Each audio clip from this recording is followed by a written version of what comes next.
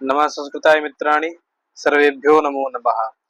आप सभी का स्वागत है। आज के इस व्याख्यान में हम लोग दुर्गा सप्तशती का अध्ययन कर रहे थे, जिसमें हमने 5 अध्यायों का अध्ययन अर्थ सहित कर लिया है। अब हम आज से षष्ठोध्याय यानी 6वें अध्याय का अध्ययन करेंगे। आइए इसको पढ़ते हैं। तो इस 6वें अध्याय का विषय है धूम्रलोचन वध। धूम्रलोचन नाम का एक दैत्य है, ये अकेला है एक दैत्य है ये। तो इस अकेले दैत्य की अकेले दैत्य का वध होगा इस अध्याय में। तो आइए देखते हैं। सर्वप्रथम अध्याय शुरू कर रहे हैं तो हम देवी का ध्यान करेंगे। अब यह जो 6वां अध्याय है यह भी उत्तर चरित्र के अंतर्गत आता है, दूसरा अध्याय है। ठीक है, आइए ध्यान देखते हैं इसका। ओम नागाधीश्वर विष्टराम फणिफणो तम सोरुरत्नावली भस्वदेहलतां दिवाकरनिभां नेत्रत्रयोद्भासितां माला कुम्भकपालनीरजकरां चन्द्रार्धचूडां परां सर्वज्ञेश्वर भैरवाङ्कनिलयां पद्मावतीं चिन्तये। अब यहाँ पर इसके अर्थ में कहते हैं कि अहम चिंतये, चिंतये शब्द है तो यहाँ पर अहम पद का अध्याहार कर लेंगे। तो अहम चिंतये, मैं चिंतन करता हूँ, है ना। किसका चिंतन करता हूँ? तो कह रहे हैं कि सर्वज्ञेश्वर भैरव अंक निलयाम। सर्वज्ञ जो है, जो सर्वज्ञ हैं, सब कुछ जानने वाले हैं, ऐसे ईश्वर जो है ना, सब कुछ जानने वाले ईश्वर जो भैरव है, पुनः भैरव जी के अंक यानी कि गोद में निलयाम निवास करने वाली। ठीक है, भैरव कौन है? भगवान शिव का ही एक अवतार है या एक रूप है। तो उन भैरव के अंक में, गोद में निलयाम अर्थात निवास करने वाली पद्मावती देवी चिंतये, पद्मावती देवी का मैं चिंतन करता हूँ। ठीक है, कौन सी देवी है? पद्मावती नाम की देवी है, जो सब कुछ जानने वाले भैरव जी के अंक यानी गोद में निलयाम निवास करती हैं, बैठती हैं। ठीक है, अब आगे कहे कि और कहाँ बैठती हैं वो? तो नागाधीश्वर विष्टराम, नाग कहते हैं नाग सर्प को, और नागों के अधीश्वर जो सर्पों के राजा हैं, उन नागराज के विष्टराम, विष्टर कहते हैं आसन को। हाँ, तो विष्टर माने आसन। जैसे शादी विवाह होता है तो शादी में जब वर आता है मंडप पे तो उसको भी विष्टर दिया जाता है ना, कुश का। विष्टर हो विष्टर ऐसा कहा जाता है। तो वही विष्टर है यह भी। तो विष्टर इत्युक्ते आसन। तो नाग के जो अधीश्वर हैं यानी नागों के जो अधीश्वर हैं, ऐसे नागाधिराज के विष्टर यानी आसन पर वह बैठी हैं, अर्थात नाग के ऊपर वह निवास करती हैं, बैठती है। ठीक, नाग ही आसन है उनका। और इसके बाद कहेगी फणि फणो तम सोरु रत्नावली।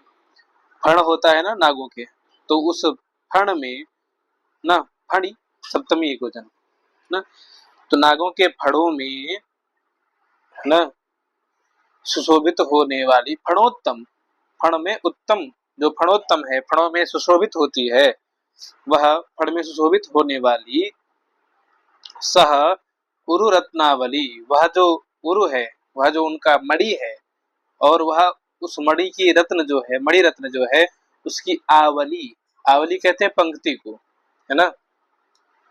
फणी माने उनका जो फण है, उस फण के उत्तम यानी ऊपर विराजमान जो है, वह उरु माने मणि की, मणि रत्न की, आवली माने माला।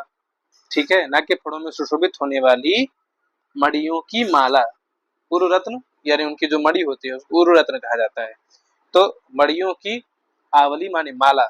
ठीक, आवली अर्थात होता है पंक्ति होना। तो मान लो ये इस प्रकार से पंक्ति है, तो यदि इस प्रकार से हम पंक्ति मानेंगे तो एक प्रकार से माला ही हो गया। यदि इसमें हम एक धागा जोड़ दें तो ये माला हो जाएगा। जैसे दीप आवली है, तो दीपों की पंक्ति हो गई, एक दीपक यहाँ रखे, यहाँ रखे, यहाँ रखे, यहाँ रखे, इस प्रकार से क्या हुआ? आवली हो गई, पंक्ति हो गई।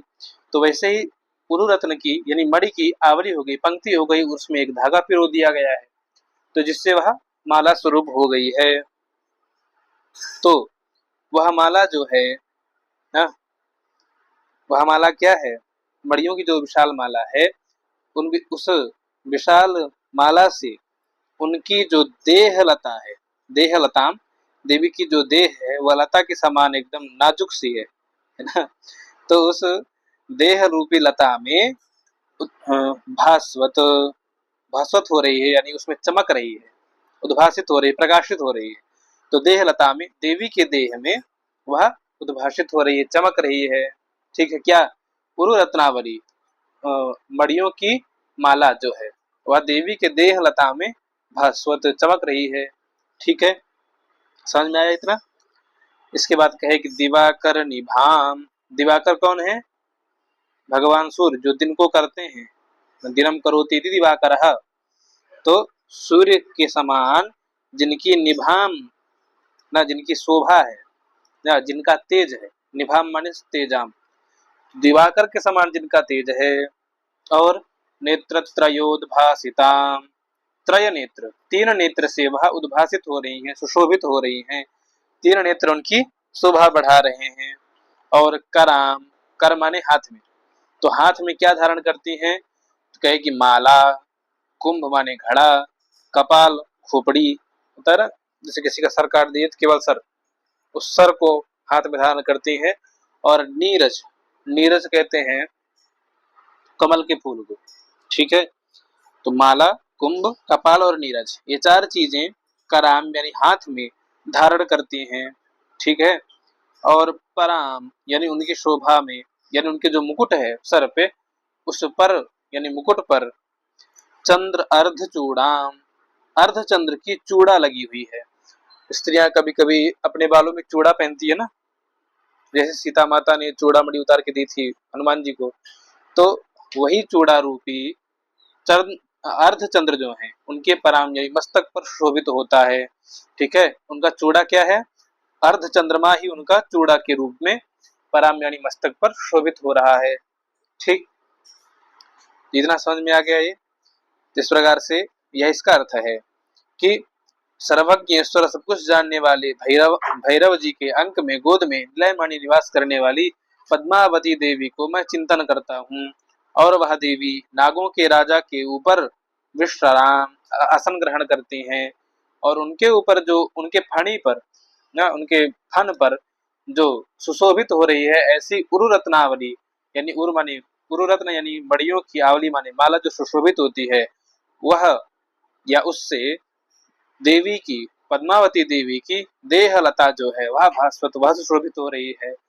और देवी का तेज कैसा है? तो दिवाकर निभाम यानी सूर्य के समान उनका तेज है। और तीन नेत्र से वह सुशोभित होती हैं। और कराम यानी हाथ में, माला, कुंभ माने घड़ा, कपाल यानी सिर, और नीरज माने कमल का फूल लिए हुए हैं। और उनके पराम यानी मस्तक पर, मुकुट पर जो चूड़ा पहनी हुई है बालों पर, वह अर्धचंद्रमा है। ठीक है, ये समझ में आ गया है?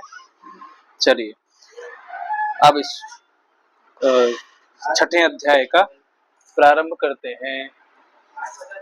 ठीक है, तो ओम ऋषिरुवाच, इस प्रकार से ऋषि जी बोलना प्रारंभ करते हैं छठवें अध्याय में। ऋषि बोलते हैं, इत्याकर्ण्यवचो देव्याः सदूतो मर्षपूरितः समाचष्ट समागम्य दैत्यराजाय विस्तरात्। कह रहे हैं कि, अब यहाँ पर कहते हैं कि इति, इस प्रकार से देव्याः वचः आकर्ण्य, देव्या यानी देवी का, वचः माने वाणी, वचनों को, आकर्ण माने सुन करके, जो पिछला अध्याय हमने पढ़ा 5वें अध्याय में, उसमें देवी ने कहा था उससे, दैत्य से, कि तुम जो कह रहे हो सही है कि शुंभ बलि है, निशुंभाति बलि है, लेकिन मैं क्या करूं कि मैंने प्रतिज्ञा कर ली है, तो तुम जा करके असुरेंद्र से सब कुछ आदर पूर्वक कह देना। तो इस प्रकार की दिव्याह वचः, देवी की वाणी को आकर्ण्य सुन करके, सदूतः वह जो दूत था वह अमर्ष पूरितः, अमर्ष माने क्रोध, क्रोध से पूरित हो गया, भर गया। ठीक है, तो वह जो दूत था वह क्रोध से भर गया। अब क्या कहा? कहता है समाचष्ट समागम्य दैत्यराजाय विस्तरात्, तो क्रोध से भर तो गया लेकिन वहां पर कुछ कर नहीं सकता है, तो क्या करे? तो समागम्य यानी सम्यक पूर्वक आ गया, लौट आया, और लौट करके दैत्य राजाय, दैत्य राज के प्रति, जो शुंभ दैत्य है उससे, उसके पास जाकर के विस्तरात समाचष्ट, विस्तरात यानी विस्तार पूर्वक, समाचष्ट वहां पर जो जो हुआ उसको चष्ट मैंने कह सुनाया, है ना, वहां पर जो हुआ वह सब कुछ उसने कह दिया। ठीक। उसके बाद तस्य दूतस्य तद्वाक्यम आकर्ण्यासुरराट ततः सक्रोधः प्राह दैत्यानाम अधिपम धूम्रलोचनम। अब कहता है कि तस्य दूतस्य यानी उस दूत की अथवा उस दूत के तदवाक्यम उस वाक्य को आकर्ण्य यानी सुन करके, तथा माने तब, वह असुरराट, असुरराट माने असुरों का जो राजा है वह असुरराज, सक्रोध क्रोध में भर करके, दैत्यानाम अधिपम दैत्यों के अधिप जो सेनापति था, उस सेनापति धूम्रलोचनम नाम, सेनापति का नाम था धूम्रलोचन, उस धूम्रलोचन सेनापति से प्राह उसने कहा। ठीक है, सेनापति कौन था उसकी सेना का? धूम्रलोचन। तो उस धूम्रलोचन से उसने प्राह माने कहा। ठीक है, तो उस दूत की उन वाक्यों को सुन करके वह असुरराज तब क्रोध में भर करके दैत्यानाम अधिपम यानी दैत्यों के सेनापति धूम्रलोचन से प्राह माने कहा। अब क्या कहा? अगले श्लोक पे कहे, आगे कहे कि हे धूम्रलोचनाशुत्वं स्वसैन्य परिवारितः तामानय बलात् दुष्टां केशाकर्षण विह्वलाम्।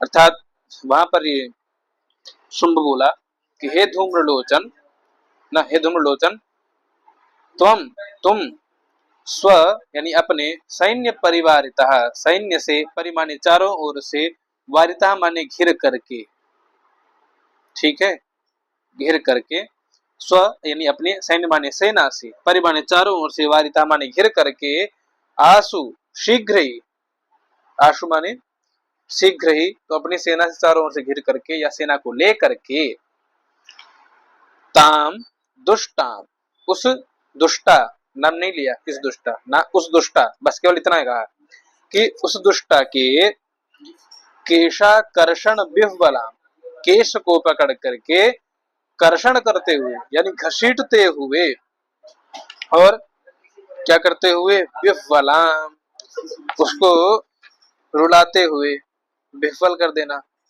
है ना, तो उसको विह्वलाम अर्थात घसीट, उसको रुलाते हुए ना, उसको कष्ट देते हुए, बलात् आनय बलपूर्वक खींच करके, आनय ले आओ। ठीक है, क्या कहा उसने कि अपनी सेना से घिर करके, सेना को ले जा करके, ताम दुष्टाम उस दुष्टा को, उस दुष्टा के केशों को पकड़ करके, कर्षण करते हुए, घसीटते हुए, विह्वलाम उसको कष्ट देते हुए, बलात् बलपूर्वक, आनय लेकर के आओ। ठीक है, ऐसा उसने कहा। आगे कहा कि तत्परित्राणतः कश्चित् यदि वोत्तिष्ठते परः सहन्तव्यो मरो वापि यक्षो गंधर्व एव वा।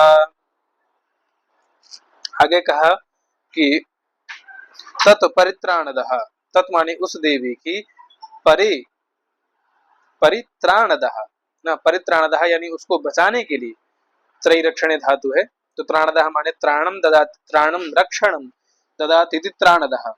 अगर कोई देवता या कोई दूसरा भी उसको त्राण देने के लिए, उसका रक्षण करने के लिए ना, यदि कश्चित कोई भी, यदि कश्चित माने कोई भी, उत्तिष्ठते खड़ा होता है, ठीक है, कौन? तो कहे कि तत् यानी उसको परित्राण देने के लिए, रक्षा करने के लिए, कोई भी, यदि कोई भी, अपरह, अपरह माने कोई अन्य देवता, यक्ष, नाग, गंधर्व, किन्नर, अपरह व अपर कोई भी, उत्तिष्ठते यदि खड़ा होता है उसकी रक्षा करने के लिए, उसके सामने यदि खड़ा होता है, तो वह कौन है? तो वह यक्ष हो, अमर हो, अमर माने देवता, यक्ष हो, गंधर्व एव वा, गंधर्व ही क्यों ना हो, अमर हो अथवा यक्ष हो और गंधर्व ही क्यों ना हो, सहंतव्य, वह हंतव्य, तुम्हारे द्वारा हंतव्य हो जाना चाहिए, यानी तुम उसको मार दो, वो जीवित ना रहे, शिवा कोई भी हो, चाहे अमर हो यानी देवता हो, अथवा कोई यक्ष हो, अथवा कोई गंधर्व ही क्यों ना हो। ठीक है, यदि कोई भी तत् माने उस देवी के परित्राण करने के लिए, उसको बचाने के लिए यदि कोई भी वह अपरह अन्य कोई उत्तिष्ठते खड़ा होता है, चाहे वह देवता हो, चाहे वह यक्ष हो, अथवा वह गंधर्व ही क्यों ना हो, सहंतव्य, उसको तुम मार डालना। ठीक है, ऐसी आज्ञा दी इसने धूम्रलोचन को। अब आगे ऋषि कहते हैं, ऋषिरुवाच, ऋषि जी कहते हैं यहाँ पे कि तेनाज्यप्तस्ततः शीघ्रं स दैत्यो धूम्रलोचनः वृतः षष्ट्या सहस्राणाम असुराणाम धृतम ययौ। अब ऋषि कहते हैं कि जब उसने ऐसा कहा तो तेन अज्यप्ततः, तथा माने तब, तेन माने उस शुंभ के, आज्ञप्तः आज्ञा पा करके, शुंभ से इस प्रकार से आज्ञा देने पर, आज्ञप्तः आज्ञा देने पर, स यानी कि वह धूम्रलोचन दैत्य, धूम्रलोचन नाम का जो दैत्य था, वह शीघ्र ही षष्ट्या सहस्राणाम असुराणाम वृतः, षष्ट्या माने एक तो षष्ट्या माने 6 और हजार माने हजार का लिए षष्ट्या माने 60 होता है। ठीक है, षष्ठी शब्द है ना, तो षष्ठी का तृतीय में षष्ठ्या बने, षष्ठ्या बनेगा, नद्या की था, नद्या लेकिन बनता है इसमें क्या, तो यहाँ पर विसर्ग का लोप होगा फिर। तो षष्ठ्या अर्थात 60, शास्त्र माने हजार, तो 60,000 असुराणाम यानी असुरों को वृतः वर्ण करके, 60,000 असुरों को चुन करके ना, 60,000 असुरों को इकट्ठा किया और उनको लेकर के द्रुतम ययौ, तुरंत ही, द्रुतम माने शीघ्रता से, तुरंत ही, ययौ माने चल दिया न, गया कहाँ, तो सदृष्ट्वा तां ततो देवीं तुहिनाचल संस्थितां जगादोच्चैः प्रयाहीति मूलं शुंभ निशुंभयोः।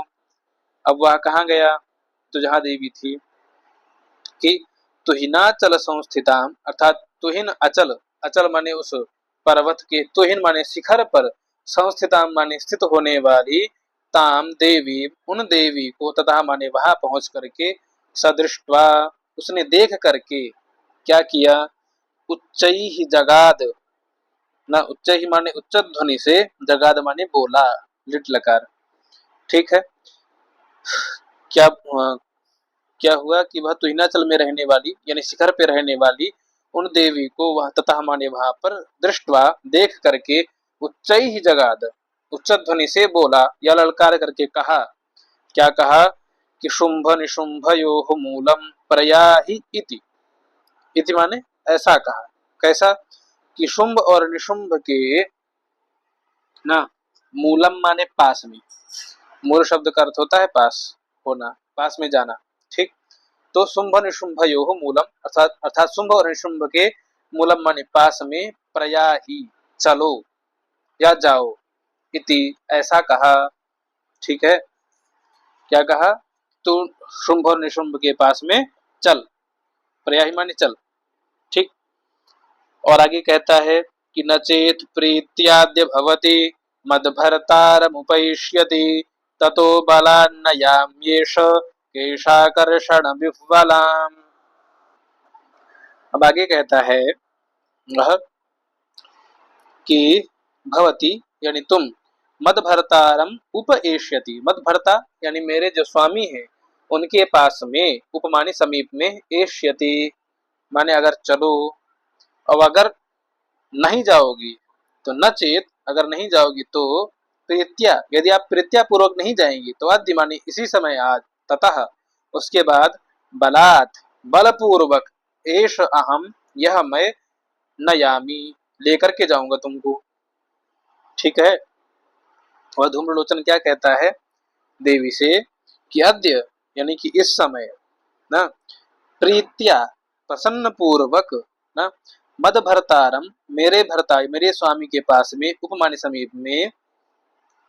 समीप में न एष्यति भवती, यदि आप न एष्यति नहीं जाओगी, ततः तो, तब मैं, एष अहम यह मैं, केश कर्षण विह्वलाम, केश आकर्षण विह्वलाम, केस को आकर्षित करते हुए, केस से तुम्हें खींचते हुए, तुम्हारे बालों को पकड़ के तुमको खींचते हुए, विह्वलाम, तुमको भयादि से संवृत्त करते हुए, ना विह्वल कर देना, भयादि से युक्त कर देना, सॉरी सॉरी, भयादि ना विह्वलाम, ना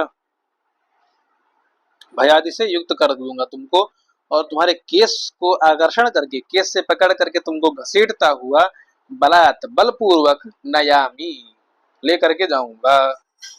ठीक है, समझ में आ गया ये? आइए आगे, देव्युवाच, यण संधि देवी उवाच होगा। ठीक है, देवी और उवाच ऐसा है। देवी बोलती हैं कि दैत्येश्वरेण प्रहितो बलवान बल संवृतः बलान्नयसि मामेवं ततः किं ते करोम्यहम्। देवी कहती हैं कि दैत्येश्वरेण प्रहितः, यानी तुम दैत्येश्वर यानी शुंभ के द्वारा, प्रहितः माने भेजे गए हो ना, दैत्य के द्वारा तुम भेजे गए हो, और तुम स्वयं भी बलवान बलशाली हो, और तुम बल संवृत्ता, बल माने सेना से, संवृत्ता माने युक्त हो, संवृता, संवृत्ता नहीं संवृता, तो बल माने सेना से तुम संवृत हो, युक्त हो, सेना भी साथ में लेकर के आए हो, तुम्हारी सेना भी बड़ी है, 60,000 की सेना है। और ऐसी दशा में, ऐसी दशा में यदि बलात् नयसि, बलपूर्वक लेकर के जाओगे, माम एवं, माम यानी मुझको, एवं इस अवस्था में, बलात् नयसि बलपूर्वक ले जाओगे, तो ततः तो, तो ते तुम्हारा, अहम यानी कि मैं, किम करोमि, अहम यह ना, अहम मैं, किम करोमि क्या कर सकती हूँ भला, अगर तुम मुझे बलपूर्वक ले जाओगे, तुम्हारी इतनी बड़ी सेना है, तो ते माने तुम्हारा, अहम माने मैं, किम करोमि क्या कर पाऊंगी, क्या कर सकती हूँ, ऐसा देवी ने कहा। उसके बाद आगे फिर ऋषि बोले, ऋषिरुवाच इत्युक्तः सोऽभ्यधावत्ताम् असुरो धूम्रलोचनः हुंकारेणैव तं भस्म सा चकाराम्बिका ततः। पिछले श्लोक में कहा देवी ने कि भला मैं क्या ही कर सकती हूँ, मैं तो अकेली हूँ, लेकिन जब यह व्यंग्यात्मक बोला देवी ने ना कि मेरे पास तो शक्तियां हैं नहीं, मैं तुमसे युद्ध कर नहीं सकती, क्या ही करूंगी तुम्हारा, तो ये क्या हुआ, ये व्यंग्यात्मक हो गया, व्यंजना में गया। तो ऐसा जब सुना उसने न, तो क्या हुआ, क्रोध से भर गया। तो इत्युक्तः, ऐसा कहा जब देवी ने, तो वह धूम्रलोचन, धूम्रलोचन नाम का जो दैत्य था, सह माने वह, असुर, वह असुर, अभ्यधावत्ताम, अर्थात अभी माने देवी के प्रति, अधावत्ताम यानी दौड़ पड़ा, देवी की ओर दौड़ा। ठीक है, और जब दौड़ा तो देवी ने क्या किया कि ततः माने तब, अंबिका देवी ने हुंकारेणैव, हुंकारेणैव तम भस्म चकार, सा अंबिका, उन अंबिका देवी ने, तथा माने तब, उन अंबिका देवी ने हुंकारेणैव, अर्थात केवल हुंकार मात्र किया था। कैसा हुंकार, जैसा ऐसा किया देवी ने, इतने से ही तम भस्म चकार, उस धूम्रलोचन को भस्म कर दिया, केवल हुंकार मात्र किया देवी ने, और उस धूम्रलोचन को भस्म कर दिया, यानी उसको जला दिया, उसको, उसकी राख राख पड़ी थी उनके सामने केवल। तो भाई दौड़ा देवी की ओर, लेकिन वार भी नहीं कर पाया, और देवी ने केवल मात्र किया, उतने में ही वह भस्म हो गया। तो ये शुरू होते ही खत्म हो गया, तो लड़ाई करने गया था, खुद ही मर गया। अब जो 60,000 सेना गई थी उसका क्या हुआ, तो उसके लिए आगे कहे कि अथ क्रुद्धम महासैन्यम असुराणाम तथांबिका ववर्ष सायकैस्तीक्ष्णैस् तथा शक्ति परश्वधैः। अब कहे कि अथ, जब ऐसा हो गया कि हुंकार मात्र से धूम्रलोचन भस्म चकार, भस्म हो गया, तो अथ यानी कि अब असुराणाम उन असुरों की महासैन्यम क्रुद्धम जो महासेना थी वह क्रुद्ध हो गई, क्रोध में भर गई। और तथा अंबिका इधर अंबिका देवी भी क्रोध में आ गई। ठीक है। और जब दोनों लोग क्रोध में आए यानी उनकी सेना जो क्रोध में आई और देवी जी क्रोध में आई तो क्या हुआ कि सायकैहि तीक्ष्णैहि ववर्ष तीक्ष्णैहि सायकैहि यानी तीक्ष्ण माने तीखे, नोकदार, धारदार, सायकैहि माने बाणों को एक दूसरे के ऊपर ववर्ष वर्षा कर दी। जिसकी तीक्ष्ण सायकैहि माने बाणों की ना, तीक्ष्ण बाणों की जो एकदम धारदार है एक दूसरे के ऊपर वर्षा कर दी। तथा माने और या तो बाण ही वर्षा की, उसके बाद क्या की शक्ति शक्तियां फेंक फेंक के मारी एक दूसरे को। असुरों ने देवी की ओर मारी, देवी ने असुरों को मारा। उसके बाद परशु अधैहि देवी ने उन सबको क्या किया, परशु फेंक करके मारा। उन लोगों ने भी परशु माने फरसे, फरसे फेंक करके मारे। ठीक है। यहाँ पर वधई नहीं है, परशु अधई। परशु शब्द है, ऊ को आदेश हो गया, परश्वधई। ठीक। अधई माने वो लोग अधय थे, देवी तो हिमाचल में स्थित है, तो अधई माने उन दैत्यों के प्रति ना देवी ने परशु यानी उसको फरसे को फेंक करके मारा। और उन्होंने देवी के ऊपर भी फरसे फेंक करके मारे, फरसे। ठीक। फरसा जो परशुराम जी लेके चलते हैं ना, देखा होगा। ठीक है। चलिए आगे कहे कि ततो धूतसटः कोपात् कृत्वा नादं सुभैरवं पपातासुरसेनायां सिंहो देव्या स्ववाहनः। कहते हैं कि तथा माने उसके बाद में, तथा उसके बाद में धूतसटः अर्थात अपने बालों को हिलाता हुआ, है ना, गर्दन के जो बाल हैं उनको हिलाता हुआ,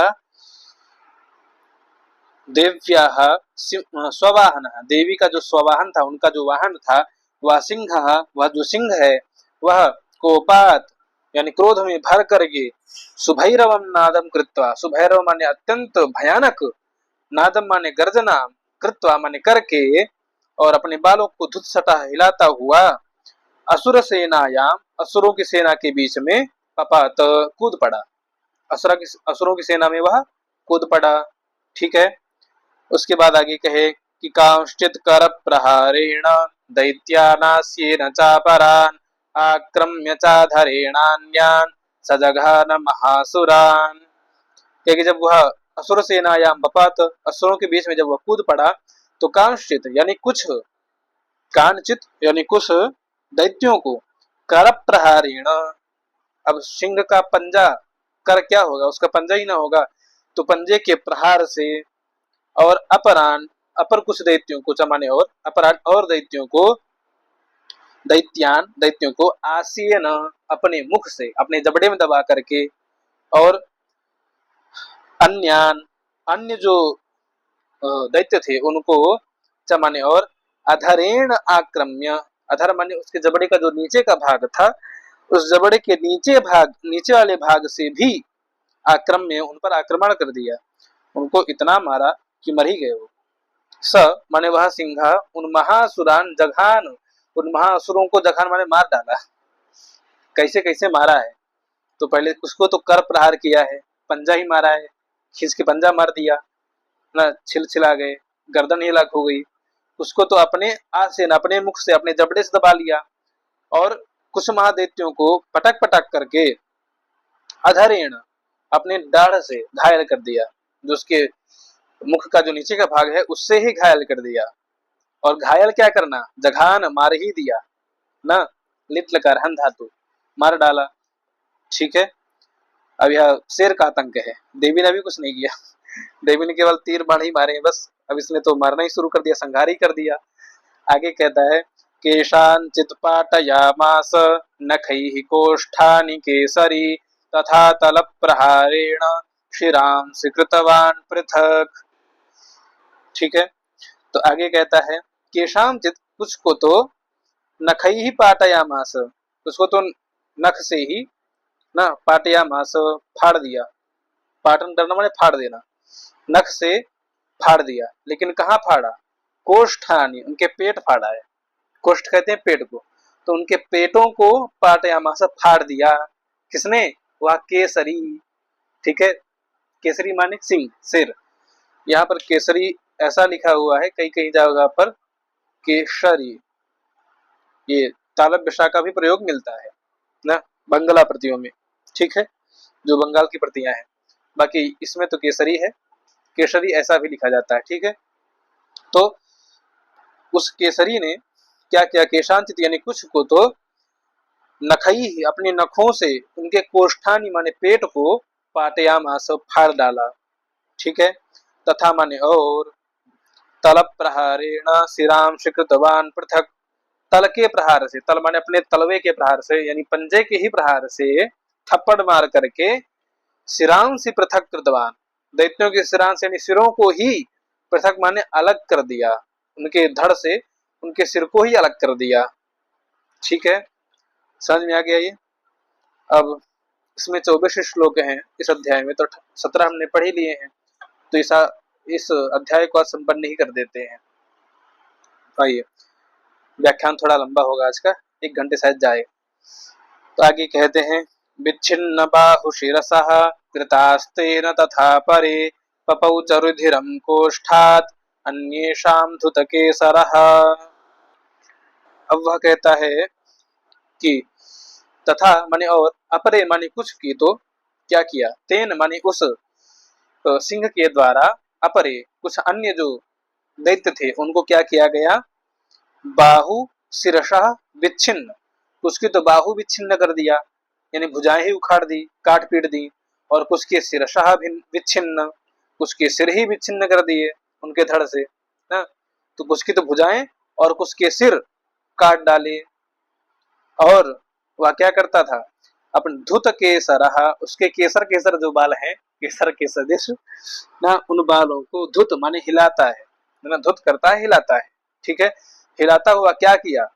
अन्य शाम, अन्य जो दैत्य थे जो इनसे शेष बच गए थे, उनके कोष्ठात यानी पेट को फाड़ करके ना, कोष्ठात माने कोष्ठ से पेट को फाड़ करके रुधिरम पयौ माने और उनके रुधिर को, उनके रक्त को पपऊ चूस लिया, यानी उनके जो रुधिर रक्त बह रहा था उसको पी गया। ठीक है, भाई शेर जो है वो मांसाहारी होता ही है, तो क्या किया? उनके कोष्ठ यानी पेट को फाड़ करके रुधिरम पपऊ, उनके जो रुधिर था, उनका जो खून था, उनका जो रक्त था, उसको पपऊ पी गया है। ठीक है, पपऊ भी लिट लकार का ही रूप है, उसमें पा धातु का।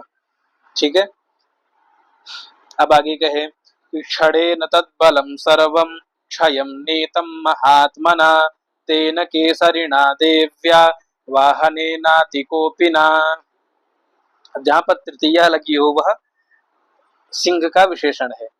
तेन महात्मना केसरिणा, है ना, उस महात्मा, है ना, उन महात्मा केसरी के द्वारा, केसरी माने सिंह के द्वारा, और वह सिंह कैसा है? देव्या वाहनेन, देव्या ये भी तृतीया है, वाहनेन माने ये भी तृतीया है, तो देव्या यानी देवी का जो वाहन था, उस वाहन के द्वारा अतिकोपिना, तृतीय अत्यंत कोप से युक्त होकर के, अत्यंत कोप से भर करके उस महाबली सिंह ने क्षणेन क्षण भर में तदबलम यानी उस राक्षस के बल यानी सेना को, सर्वम बलम जो संपूर्ण सेना थी उसको, क्षयम नीतम उसको क्षय कर दिया, उसका नाश कर डाला, संहार कर डाला। ठीक है, समझ में आया?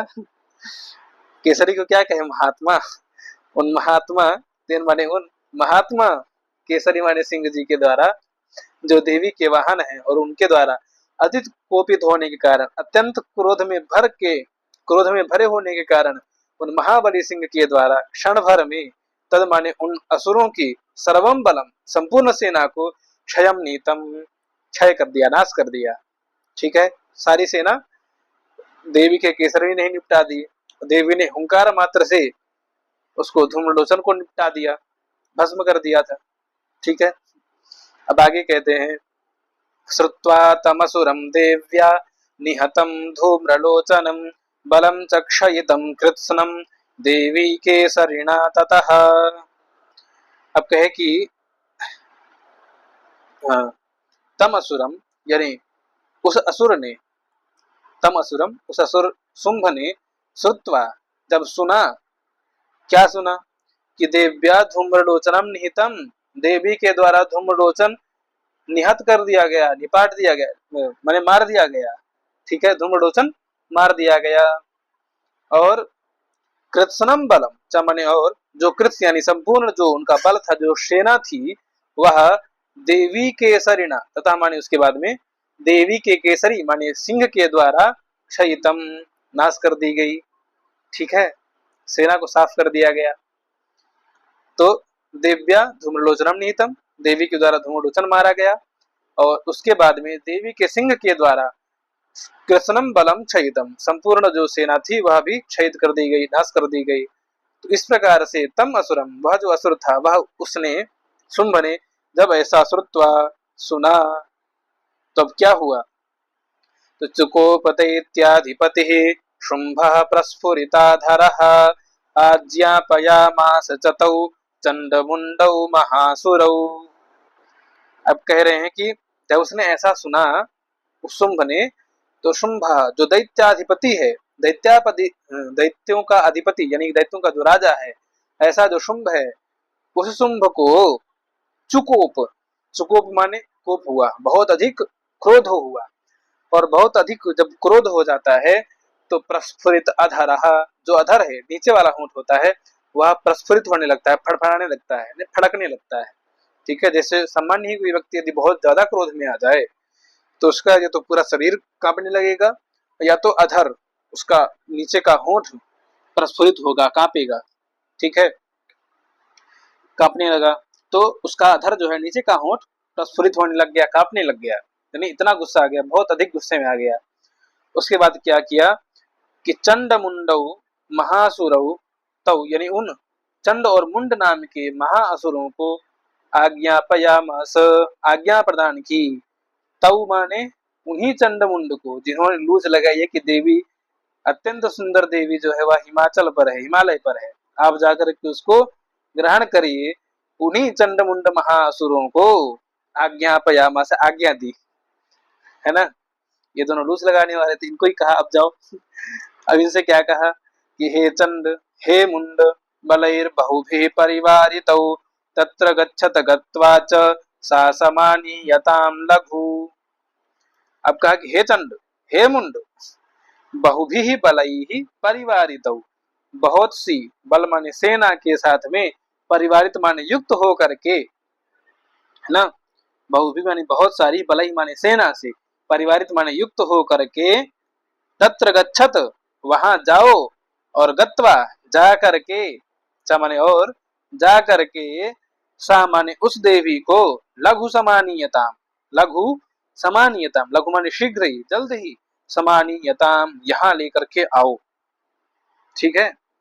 क्या कहा कि शीघ्रता से उसको, लघु माने जल्दी ही, समानीयता, उसको यहां पर लेकर के आओ, ठीक, ऐसा कहा। अब आगे क्या कहा कि केशेष्वा कृष्य बद्ध्वा वा यदि वह संशयो युधि तदा शेषायुधैः सर्वैः असुरैर्विनिहन्यता, सर्वैः असुरैः विनिहन्यताम्। अब यहाँ पर कहा कि केशेष्वा, केशेषु आकृष्य, बद्ध्वा वा माने अथवा, केशेषु आकृष्य यानी बालों को पकड़ करके घसीटते हुए लेकर के आओ, वह माने अथवा, बद्धवा बांध करके लेकर के आओ, चाहे घसीटते हुए लेकर के आओ और चाहे बांध करके लेके आओ, लेकिन ले करके आओ, ऐसा कहा। और कहा कि यदि, यदि वह माने तुम लोगों को, न, वह माने तुम लोगों को उनको लाने में, युद्ध में, युद्ध में यदि संशय हो जाए, ना संदेह हो जाए, ना कि अब हम इसको नहीं ला पाएंगे, नहीं पकड़ पा रहे हैं, यदि इस प्रकार का कुछ संशय हो, तो तदा अशेष आयुध ही, अशेष माने जितने भी, सभी जो आयुध हैं, जो अस्त्र शस्त्र हैं, उनमें से कोई भी शेष ना रहे, वह सभी अस्त्र शस्त्र से, तथा सर्वैः यानी समस्त, असुरैः यानी असुर सेना के द्वारा, असुरी सेना का प्रयोग करके, विनिहन्यताम, उसको विनिहन्यताम विशेषण अच्छी प्रकार से हन्यता मार डालना। यदि संशय हो जाए कि हम इसको नहीं ले जा पाएंगे तो अशेष यानी संपूर्ण आयुध मान अस्त्र शस्त्रों को चला देना देवी के ऊपर, और समस्त अपनी जो असुर की सेना है उस सेना के द्वारा का प्रयोग करके विनिहन्यता उस देवी का हनन कर देना, मार देना, वध कर देना। ठीक है, ऐसा उसने कह दिया। अभी तक तो कहा था केवल लेकर के आओ, लेकिन कहा यदि संशय हो जाए तो मार डालना, ऐसा भी कह दिया। यदि ना आए तो देवी को मार देना वहीं पर। ठीक है, ऐसा उसने किससे कहा? शुंभ और चंड और मुंड से शुंभ ने कहा। ठीक, आगे कहता है तस्याम हतायाम दुष्टायाम सिंहे च विनिपातिते शीघ्रमागम्यताम बद्ध्वा गृहीत्वा तामथाम्बिकाम। अब कहा कि तस्याम यानी उस दुष्टायाम, उस दुष्टा की हतायाम हत्या होने पर, च माने और, सिंहे विनिपातिते सिंह को भी, सिंह के भी विनिपातित होने पर यानी मारे जाने पर ना, तस्याम दुष्टायाम हतायाम उस दुष्टा के मारे जाने पर, और उस सिंह के, उस शेर के भी विनिपातित मरने पर, मारे जाने पर क्या करो?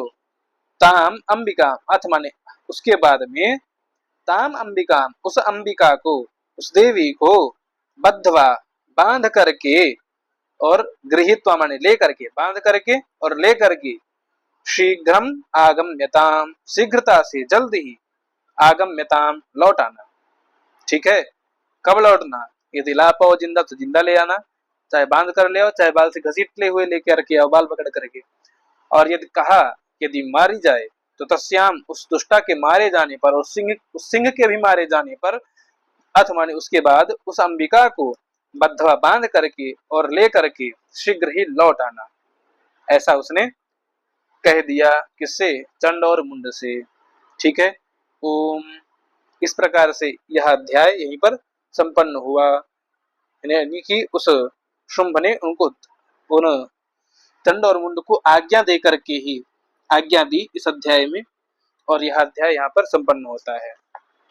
इसके बाद चंड और मुंड का वध सप्तम अध्याय में होगा। ये लोग यहाँ से आज्ञा आज्ञा मिल गई है, अब आज्ञा पाने के बाद में सातवें अध्याय में ये लोग प्रस्थान करेंगे।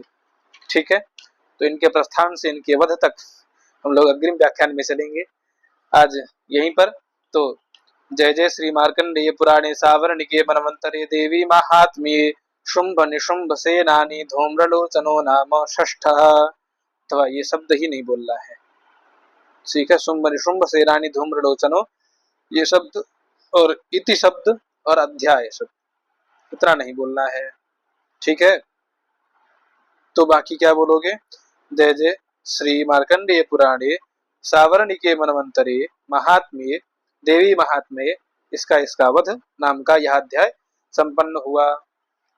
तो यहाँ पर मार्कंडेय पुराण के अंतर्गत, मार्कंडेय पुराण में सावर्णिक मनवंतर की कथा में, कथा के अंतर्गत देवी महात्म्य में यह जो धूम्र शुंभ निशुंभ के जो सेनानी माने सेनाध्यक्ष जो था, वैसा धूम्रलोचन, उस धूम्रलोचन के वध के नाम का यह छठवां अध्याय यही संपन्न हुआ।